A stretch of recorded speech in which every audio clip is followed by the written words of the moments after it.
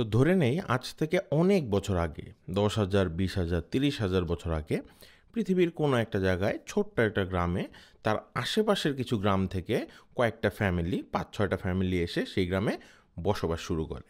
তো সেই গ্রামে কোনো সরকার নাই, কোনো আইন আদালত নাই, কোনো নিয়মকানুন নাই। তো সবাই নিজেদের মতো আছে, জমি জমাতে চাষ করে, নদী থেকে মাছ ধরে, বাসায় গরু ছাগল পালন করে, এভাবেই চলতেছে।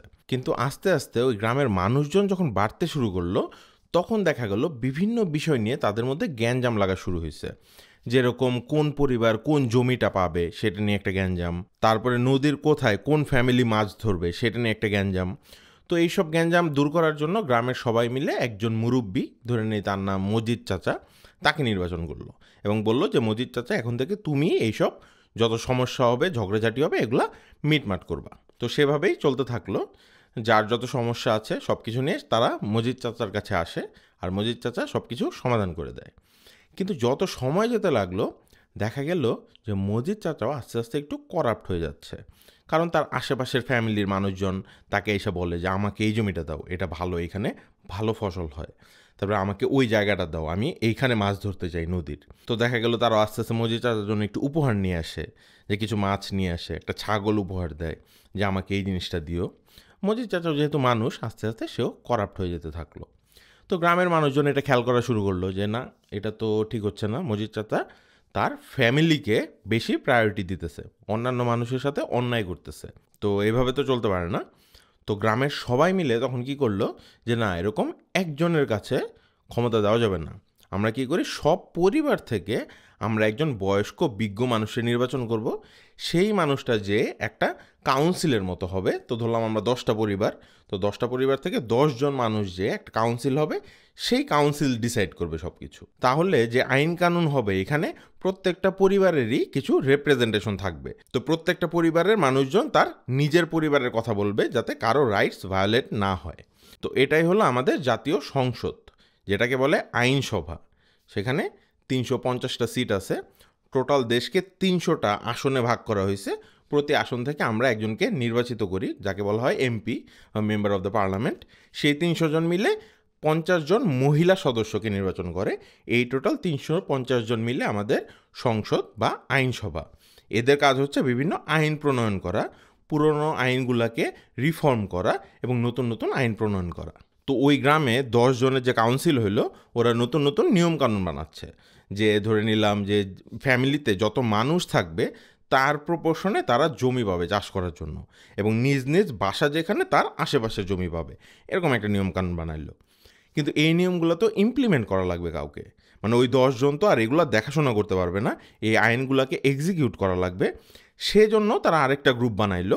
এই নির্বাচিত এদের থেকেও কিছু মানুষ আছে, আবার বাইরের থেকেও কিছু মানুষ মিলে আরেকটা গ্রুপ, আরেকটা কাউন্সিল, সেটাকে বলে এক্সিকিউটিভ ব্রাঞ্চ।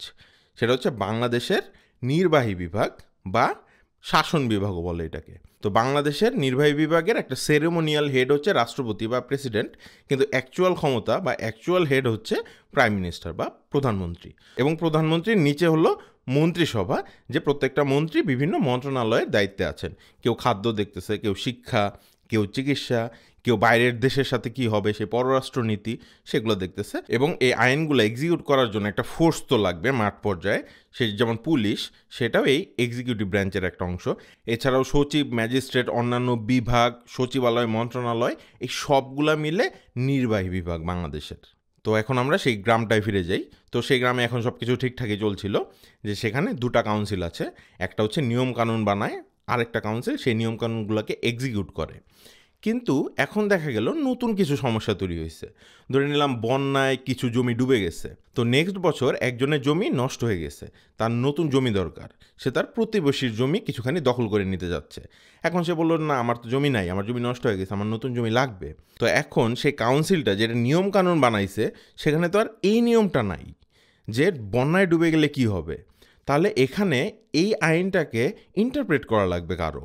তো এখন দেখা গেল যেই ফ্যামিলি নিয়ে এই সমস্যাগুলো হচ্ছে, আমার 2টা কাউন্সিল সেই ফ্যামিলিগুলোর একটু পার্শিয়ালিটি টানতেছে যেই ফ্যামিলি থেকে। তো এটাতে আরও সমস্যা বাড়া শুরু করলো।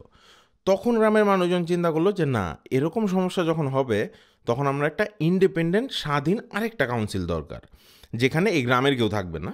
আমরা আশেপাশের গ্রাম থেকে কিছু বিজ্ঞ লোককে ধরে নিয়ে আসবো, তো তারা আমাদের গ্রামেই থাকবে, তাদের ভরণ পোষণের দায়িত্ব আমাদের, তারা হচ্ছে এই কাজগুলো করবে, কারণ তারা ইম্পার্শিয়াল, তারা এই গ্রামের কেউ না, গ্রামের কোনো পরিবারের সাথেই তার কোনো সম্পর্ক নাই।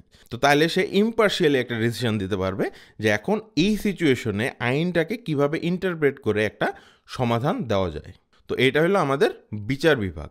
তো বাংলাদেশের বিচার বিভাগে দুইটা ভাগ বলে, একটা উচ্চ আদালত, নিম্ন আদালত। তো উচ্চ আদালতে আবার দুইটা পার্ট, হাইকোর্ট ডিভিশন আর অ্যাপিলেট ডিভিশন। তো অ্যাপিলেট ডিভিশন হচ্ছে বাংলাদেশের বিচার বিভাগের সর্বোচ্চ স্তর, এর উপরে আর কিছু নাই। মানে অ্যাপিলেট ডিভিশন যখন একটা বিচার দিয়ে দিল, এইটা নিয়ে আর কারো কাছে যাওয়া যাবে না, দ্যাটস দ্য ফাইনাল ডিসিশন। তো এভাবেই বেশিরভাগ দেশে সরকারকে 3টা ব্রাঞ্চে ভাগ করে এটা ইনশিওর করার চেষ্টা করা হয় যাতে কোনো ব্রাঞ্চ খুব বেশি শক্তিশালী না হয়ে যায়। তো এই ব্রাঞ্চগুলোর মধ্যে সবসময় একটা চেক অ্যান্ড ব্যালেন্সের ব্যাপার থাকে। তো কোনো একটা ব্রাঞ্চ যদি কোনো একটা ডিসিশন নেয়, তাহলে আরেকটা ব্রাঞ্চ যাতে পুশ ব্যাক করতে পারে সেটাকে, এবং একটা চেক অ্যান্ড ব্যালেন্স থাকবে যাতে কেউই অনেক বেশি শক্তিশালী না হয়ে যায়। তো অনেক বেশি শক্তিশালী হয়ে গেলে তারা যা ইচ্ছা তাই করবে। এই জন্যই সরকারকে এই 3টা ব্রাঞ্চে ভাগ করা হয়, আইন বিভাগ বা লেজিসলেটিভ ব্রাঞ্চ, তারপরে আমার শাসন বিভাগ বা নির্বাহী বিভাগ, ইংলিশে বলে এক্সিকিউটিভ ব্রাঞ্চ, আরেকটা হচ্ছে বিচার বিভাগ বা জুডিশিয়ারি।